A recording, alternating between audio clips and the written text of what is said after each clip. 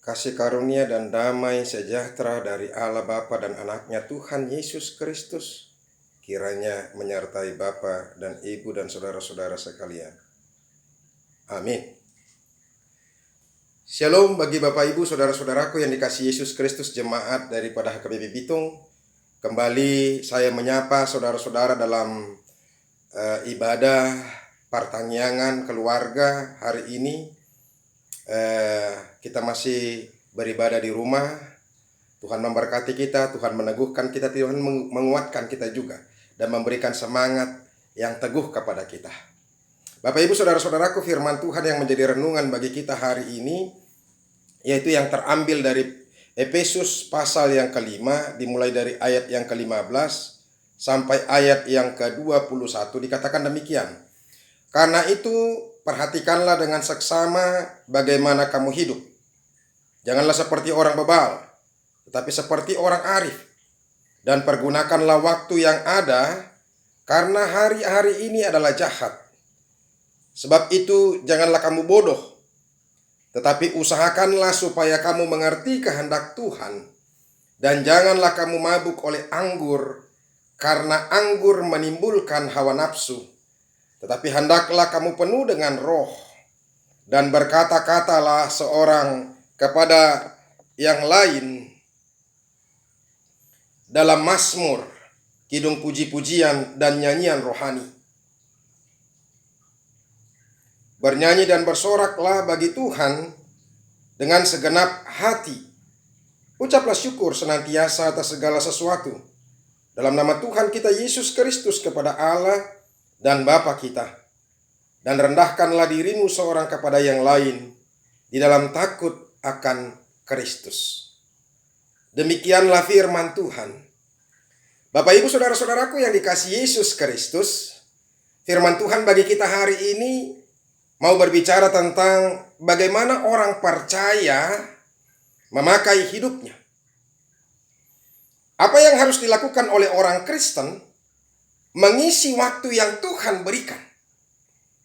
Dan bagaimana dia mempergunakan waktu yang Tuhan berikan kepadanya. Ini yang menjadi pertanyaan kepada kita saudara-saudara juga sekalian. Sambil ini juga menjadi renungan bagi kita. Karena sering sekali saudara-saudara, kita tidak pernah bertanya tentang waktu hidup yang Tuhan berikan kepada kita. Sering sekali justru kita tidak pernah menanyakan ini dalam kehidupan kita. Jadi bagi orang Kristen, dia harus mempergunakan waktu dan kesempatan hidup dengan penuh tanggung jawab dan disiplin. Orang Kristen yang tidak mempergunakan waktu yang Tuhan berikan kepadanya untuk diisi dengan sebaik-baiknya, maka dia berdosa. Sekali lagi saya mau katakan kepada kita Bapak Ibu saudara-saudara, dan camkan ini dalam hati kita masing-masing. Mungkin kita tidak pernah mendengar hal yang seperti ini, tetapi saya mau mengatakan melalui firman Tuhan ini, orang Kristen yang tidak mempergunakan waktu yang Tuhan berikan kepadanya untuk diisi dengan sebaik-baiknya, maka dia berdosa. Artinya saudara-saudara, kalau Tuhan memberikan waktu untuk kita dan hidup untuk kita, dan kita tidak mempergunakan itu untuk sebaik-baiknya, apalagi untuk kepentingan kerajaan Allah, maka kita berdosa di situ. Bapak Ibu saudara-saudaraku yang dikasihi Yesus Kristus, ada banyak orang tidak pernah merasa bersalah jika dia tidak mempergunakan waktu yang Tuhan berikan di dalam hidupnya dengan sebaik-baiknya. Makanya ada banyak orang kadang-kadang mempergunakan waktu satu harian ngomong-ngomong saja. Ada waktu untuk jalan-jalan saja. Ada waktu untuk belanja-belanja saja. Ada waktu bahkan untuk tidur saja, untuk makan saja. Itu yang perlu kita camkan dalam kehidupan kita saudara-saudara untuk hari ini. Ada banyak pelajar atau mahasiswa yang tidak merasa bersalah ketika dia tidak memakai waktu yang diberikan Tuhan kepadanya untuk belajar dengan sungguh-sungguh. Mereka tidak merasa bersalah saudara-saudara kalau nilai yang dia dapatkan tidak maksimal. Hanyalah nilai biasa-biasa saja. Bukan nilai yang terbaik saudara-saudara dari apa yang seharusnya dia dapatkan. Padahal kalau dia memiliki IQ yang cukup dan materi yang cukup, begitu juga dengan prasarana dan sarana yang cukup bagi dia untuk belajar, maka dia berdosa kalau dia tidak memiliki nilai yang maksimal. Kalau dia tidak memiliki nilai yang terbaik, saudara-saudara. Ini yang kadang-kadang sering sekali dilupakan oleh orang-orang. Dan termasuk oleh pelajar-pelajar dan mahasiswa dalam kehidupan sehari-harinya. Dan demikian juga bukan hanya mahasiswa, saudara-saudara. Bukan hanya pelajar saja, saudara-saudara. Ada banyak pekerja, pegawai yang tidak merasa bersalah kalau dia tidak bekerja atau melayani dengan sungguh-sungguh. Ingat saudara-saudara, pekerja atau pegawai yang tidak bekerja, melayani dengan semaksimal mungkin, apalagi perusahaan atau orang lain dirugikan oleh karena kelalaiannya, mempergunakan waktu sebaik mungkin, maka dia bersalah besar. Dia akan menerima hukuman pada saat penghakiman Tuhan yang akan datang. Oleh karena itu saudara-saudara, semua orang akan mempertanggungjawabkan waktu dan kehidupan yang Tuhan berikan kepadanya. Kita harus mempertanggungjawabkan kepada Tuhan kemana saja waktu dan untuk apa saja waktu yang kita pergunakan, saudara-saudara, yang diberikan oleh Tuhan kepada kita. Oleh karena itu saudara-saudaraku yang dikasihi Yesus Kristus, sebagai apapun kita, baik itu sebagai PNS, baik sebagai TNI, atau sebagai Polri, atau dokter, para medis, dan sebagai apapun, bahkan juga sebagai pendeta atau hamba Tuhan yang tidak melakukan pekerjaannya dengan sebaik-baiknya, maka dia berdosa. Ini yang perlu harus kita perhatikan, saudara-saudara. Jangan sampai kita lalai, ya, sebagai apapun kita. Karena waktu atau hidup yang diberikan Tuhan itu adalah bukan asal diberikan, tetapi waktu atau hidup yang diberikan Tuhan itu adalah tanggung jawab. Dan waktu itu harus diisi dengan sebaik-baiknya. Makanya saudara-saudara, mau sebagai apapun kita, ya, baik sebagai pelajar, mahasiswa, atau sebagai pekerja, PNS, TNI, Polri, mari kita pergunakan sebaik-baiknya waktu yang Tuhan berikan kepada kita. Bapak, Ibu, saudara-saudaraku yang dikasihi Yesus Kristus, oleh karena itulah Rasul Paulus tadi di ayat 15 mengatakan, karena itu perhatikanlah dengan seksama bagaimana kamu hidup.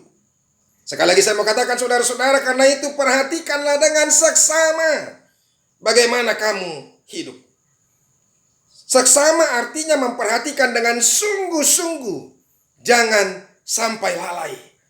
Sebab Tuhan tidak mau kalau kita lalai mempergunakan waktu dan kehidupan kita. Jangan sampai ada waktu yang terbuang sia-sia saja kita lakukan. Jangan sampai ada orang yang tidak menemukan potensinya, kemampuannya, atau talentanya.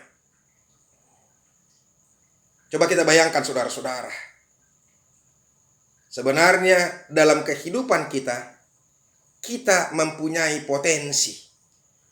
Kita mempunyai kemampuan. Kita mempunyai talenta yang Tuhan berikan. Mungkin saudara-saudara kita mempunyai otak yang cerdas, kemampuan intelek yang tinggi. Tetapi karena kita tidak mempergunakan waktu dengan sebaik-baiknya, bahkan kita anggap enteng dengan waktu yang Tuhan berikan kepada kita, maka semuanya berantakan. Saudara-saudara, ada banyak orang yang pintar, ada banyak orang yang intelektualnya tinggi, tapi karena sembrono, sembarangan, dan tidak mempergunakan waktunya dengan baik, ternyata dia gagal memperoleh apa yang seharusnya dia peroleh. Orang yang pintar, orang yang punya intelektual yang tinggi sebenarnya, kalau dia mempergunakan waktunya, apapun yang akan dia cita-citakan, pasti dia akan berhasil. Kalau dia mau menjadi dokter, saudara-saudara, orang yang pintar itu gampang sekali untuk mau menjadi dokter. Kalau orang yang memiliki fisik yang kuat, mempunyai otak yang pintar, mempunyai intelektual yang bagus juga, dia bisa sebenarnya jadi TNI atau Polri atau apapun juga, saudara-saudara. Tetapi sering sekali cita-cita itu menjadi gagal hanya karena tidak mempergunakan waktu dengan baik. Tidak mempergunakan potensinya, tidak menemukan potensinya dengan baik. Jangan sampai kita punya waktu hidup hanya untuk hal-hal yang tidak berguna. Bayangkan saudara-saudara, kalau kita lahir sampai mati, kita tidak menemukan potensi yang kita miliki yang seharusnya ada. Ada orang yang seharusnya bisa menjadi doktor S3, tetapi dia tidak mempergunakan waktu, malas untuk mempergunakan waktu. Capek katanya, lelah. Ya sudah, makanya dia cukup hanya di S1 atau S2 saja. Padahal sebenarnya kemampuannya lebih daripada itu. Ada orang yang harusnya saudara-saudara bisa menjadi pemimpin di satu instansi atau di manapun dia bekerja. Tapi dia merasa, sudahlah, sudah cukup. Padahal ada begitu banyak potensi yang dia miliki. Makanya ada orang yang bijak mengatakan, di kuburan sana ada begitu banyak orang yang mati tanpa menemukan potensinya. Saya tidak tahu apakah kita juga termasuk orang yang seperti itu. Dan saudara-saudara, hati-hati. Ternyata itu dosa. Ketika kita tidak mempergunakan waktu dan menemukan potensi kemampuan kita dengan betul-betul karena waktu yang sebaik-baiknya kita pergunakan, maka itu juga adalah dosa. Padahal mungkin seperti yang saya katakan tadi, kita bisa jadi dokter, bisa menjadi menteri, bisa menjadi tentara, bisa menjadi insinyur, dan sebagainya. Tetapi karena kita tidak mempergunakan waktu dengan baik, akhirnya kita tidak menjadi apa-apa. Coba bayangkan ada berapa banyak orang, saudara-saudara, ketika ditanyakan oleh teman-temannya, kau sudah di mana sekarang? Karena melihat waktu itu dulu dia adalah orang yang pintar. Kau kerja di mana sekarang? Apa pekerjaanmu? Tapi ternyata orang itu menjawab, aku tidak bekerja di mana-mana. Loh, kau dari mana tamatnya? Aku tidak tamat dari mana-mana. Orang bisa terkejut. Ada begitu banyak orang pintar, saudara-saudara, yang gagal. Karena apa? Karena dia tidak pernah mengasah, mempergunakan waktu dan menemukan potensinya. Bapak, Ibu, saudara-saudaraku, tahukah kita karena kelalaian kita, orang juga bisa menjadi rugi. Karena kelalaian kita, orang tidak mendapatkan pekerjaan. Karena kelalaian kita, orang gagal mendapatkan menjadi PNS atau menjadi tentara atau yang lain-lain. Karena kita sebagai pegawai yang kita punya kesempatan untuk membantu, tidak mempergunakan waktu kita untuk membantu orang lain. Sebagai pegawai di Disdukcapil, mempersulit orang punya KTP. Karena kita sebagai polisi, kita mempersulit orang mengurus SKCK. Atau sebagai dokter, kita mempersulit orang mengurus surat kesehatan dan sebagainya. Saudara-saudara, bisakah kita bayangkan kerugian yang disebabkan oleh kelalaian kita? Oleh karena itu, hati-hatilah. Sebagai apapun kita, Tuhan akan menjadi marah kepada kita kalau kita tidak mempertanggungjawabkan, kalau kita tidak mempergunakan waktu, jabatan, pekerjaan yang Tuhan berikan kepada kita. Segala sesuatu, saudara-saudara, punya konsekuensi. Saudara-saudaraku, pernahkah kita menelisik waktu yang telah kita pergunakan selama masa kita hidup? Pernahkah kita bertanya apa-apa saja yang kita lakukan dalam masa waktu hidup kita selama 24 jam atau satu hari? Pernahkah kita bertanya, saudara-saudara, apa saja yang kita lakukan dalam satu minggu? Atau dalam setiap bulannya, saudara-saudara, dalam kehidupan kita? Bapak, Ibu, saudara-saudaraku, ada seseorang yang mencoba membuat catatan bagaimana ia telah mengisi hidupnya selama 70 tahun umurnya. Dari 70 tahun umurnya itu dia menemukan hal demikian. Mari kita lihat. Setelah ia menghitung, maka ia mendapatkan angka-angka sebagai berikut. Umur 70 tahun semasa umur hidupnya, dia tidur 23 tahun. Artinya 32,9% dari hidupnya dia pakai untuk tidur. Dia bekerja 16 tahun, artinya 22,8%. Dia beribadah 0,5 tahun, 0,7% dari hidupnya. Nonton TV 8 tahun, 11,4% dari hidupnya. Makan 6 tahun, 8,6%. Bepergian atau berjalan-jalan 6 tahun, 8,6% juga. Bersantai 4,5 tahun, 6,5%. Sakit 4 tahun, 5,7%. Berpakaian 2 tahun, 2,8%. Apa artinya dari data-data tersebut, saudara-saudara? Ternyata waktu yang dipakai oleh manusia untuk tidur itu jauh lebih banyak. Dari 70 tahun umur hidupnya, dia tidur sebanyak 23 tahun. Sadarkah kita bahwa kadang-kadang hidup kita pergunakan hanya untuk tidur lebih banyak. Bekerja lebih sedikit daripada tidur. Bahkan yang paling miris, saudara-saudara, beribadah yang paling kecil. Dari 70 tahun umur hidupnya, dia hanya mempergunakan 0,5 tahun sepanjang hidupnya untuk beribadah. Ini kadang-kadang perlu kita evaluasi kehidupan ini. Berapa banyak saudara-saudara waktu yang kita pergunakan untuk Tuhan? Berapa banyak saudara-saudara waktu yang kita pergunakan untuk berbuat baik?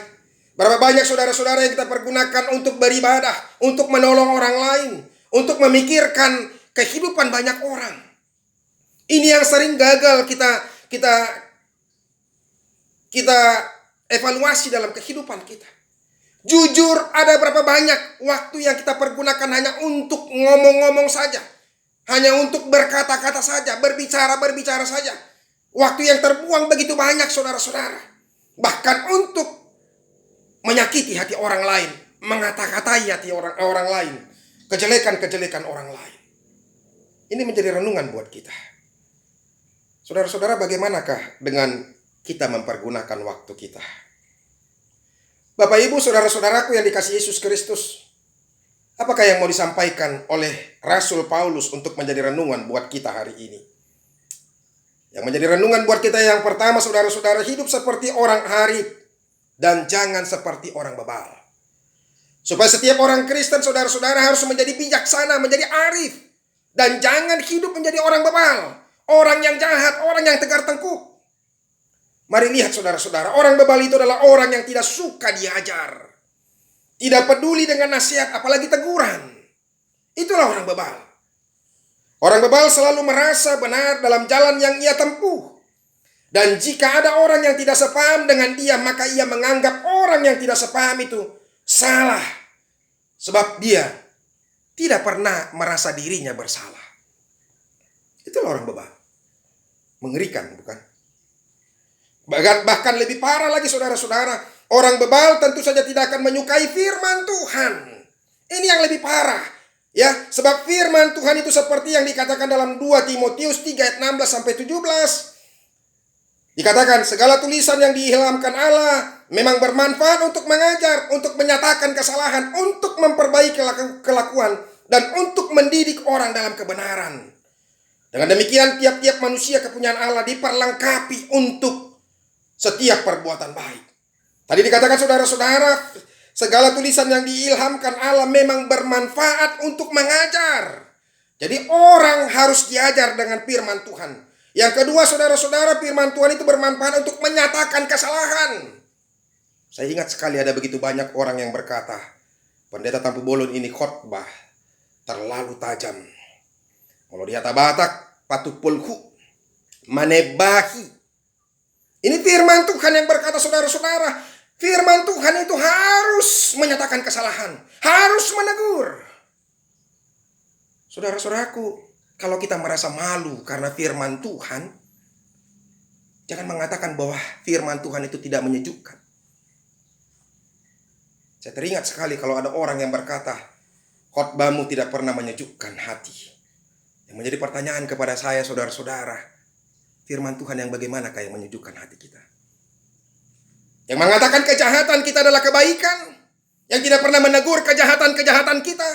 Kalau kita sebagai penzina, sebagai pemabuk, sebagai penjudi atau sebagai pencuri atau apapun itu, tetap tidak pernah ditegur, itu yang baik. Itukah yang menyejukkan hati? Hati-hati, saudara-saudara. Ketika firman Tuhan menegur kita, seharusnya kita harus sadar dari itu. Kalau firman Tuhan itu menyatakan kesalahan, kekurangan kita, kita harus berubah. Sampai kapan, saudara-saudara, kita akan bisa terbuka untuk pikiran dan membuka hati kita untuk firman Tuhan? Tentu orang bebal tidak menyukai firman Tuhan. Sebab firman Tuhan itu adalah untuk mengajar sementara mereka tidak suka diajar. Untuk menyatakan kesalahan sementara mereka selalu merasa diri mereka benar. Memperbaiki kelakuan dan mendidik orang dalam kebenaran. Semua itu bertentangan dengan keberadaan diri mereka yang selalu merasa sempurna dan benar. Inilah bahayanya orang bebal. Jadi hati-hati. Makanya Paulus mengatakan, hendaklah engkau hidup seperti orang yang arif, bukan seperti orang yang bebal. Orang arif adalah orang yang mau diajar, suka menerima nasihat dan bertindak hati-hati dalam hidupnya. Sebab ia tahu bahwa sekali ia memutuskan hal yang salah, hal itu akan membawa dampak di masa yang akan datang dari hidupnya. Bapak ibu saudara-saudaraku, saya mau ingatkan kita. Jangan tegur pendeta yang mengatakan, yang mengkhotbahkan, yang mengingatkan kita tentang kesalahan-kesalahan kita. Kalau kita malu di hadapan Tuhan, mari bertobat dan berubah dari sikap dan kelakuan kita yang salah itu. Itu yang perlu kita lakukan, saudara-saudara. Dan itu yang mau disampaikan oleh firman Tuhan bagi kita hari ini. Yang kedua, saudara-saudara, pergunakanlah waktu yang ada. Karena hari-hari ini adalah hari-hari yang jahat. Hari-hari yang jahat yang dimaksud dalam ayat ini adalah segala tipu muslihat iblis untuk menggagalkan masa depanmu dengan berbagai cara. Bapak ibu saudara-saudaraku, iblis tahu Allah itu memiliki rencana yang indah bagi hidupmu. Dan iblis tahu dia sungguh-sungguh cemburu dan menginginkan agar kita tidak sampai kepada apa yang dirancangkan oleh Allah kepada kita. Bagi orang muda, iblis sangat senang menipu kita dengan mempergunakan hawa nafsu kita. Bagi orang muda, dia sangat mahir sekali, iblis sangat mahir sekali untuk menipu kita dengan mempergunakan waktu kita sebagian banyak, sebagian besar untuk hal-hal yang tidak berguna. Nanti, besok masih ada waktu. Berhati-hatilah. Yang ketiga, saudara-saudara, yang menjadi renungan bagi kita, jangan bodoh dan mengertilah kehendak Allah. Tuhan mengingatkan kepada kita dalam 2 Timotius 2 ayat 22. Sebab itu jauhilah nafsu orang muda, kejarlah keadilan, kesetiaan, kasih, dan damai bersama-sama dengan mereka yang berseru kepada Tuhan dengan hati yang murni. Jangan sia-siakan hidupmu dengan kesenangan yang sesaat, tetapi carilah apa yang menjadi kehendak Allah. Saudara-saudaraku yang dikasihi Yesus Kristus, betapa banyak kita lihat pelajar Kristen yang tidak punya prestasi. Hanya karena mereka menjadi orang yang bebal. Mereka tidak suka belajar. Bahkan mereka hanya suka berkumpul-kumpul. Mereka tidak bertanggung jawab untuk mempergunakan setiap uang dan waktu yang diberikan Tuhan kepadanya dan diberikan oleh orang tuanya kepadanya. Begitu juga dengan mereka yang bekerja, seperti yang saya katakan tadi. Mereka sering sekali kerja asal-asalan. Firman Tuhan berkata, kalau engkau bekerja, bekerjalah seperti engkau melakukannya untuk Tuhan, bukan untuk manusia. Saudara-saudara, hidup kita ini dipakai untuk Tuhan. Sebagai pelajar, sebagai manusia, sebagai pekerja, itu semuanya untuk Tuhan. Pelajar, mahasiswa, bahkan orang yang sudah bekerja sering sekali ingin segera memiliki segala-galanya. Dan ini yang meracuni banyak orang. Dan ini yang merusak banyak rumah tangga dalam kehidupan mereka sehari-hari. Oleh karena itu saudara-saudara, hati-hatilah. Jangan sampai jatuh ke dalam berbagai hawa nafsu, termasuk untuk orang-orang muda. Mari bertanggung jawab mempergunakan waktu kita. Jadilah bijaksana dan jadilah arif untuk melakukan apa yang terbaik dalam hidupmu. Sebab kita akan dimintakan pertanggungjawaban dari Tuhan untuk segala apa yang kita lakukan, apalagi hal-hal yang tidak baik yang kita lakukan. Oleh karena itu, jadilah arif dan bijaksana untuk mempergunakan waktu kita, ya. Dan jangan bodoh dan mengertilah kehendak Allah supaya Tuhan berkenan kepada kita. Amin, kita berdoa. Terima kasih ya Tuhan untuk firman-Mu yang boleh kami dengarkan, yang mengajarkan kami untuk boleh mempergunakan waktu sebaik-baik mungkin, untuk mempergunakan untuk hal-hal yang Tuhan kehendaki. Kami disuruh juga untuk kami diingatkan juga Tuhan untuk mencari kehendak Tuhan dalam kehidupan kami, dan bersyukur selalu dalam kehidupan kami apapun yang sedang terjadi. Berkati kami Tuhan dalam masa-masa pergumulan kehidupan kami di dunia ini, termasuk dengan masa-masa merebaknya virus COVID-19 ini. Terima kasih Yesus. Dalam nama-Mu kami berdoa dan ucap syukur. Amin.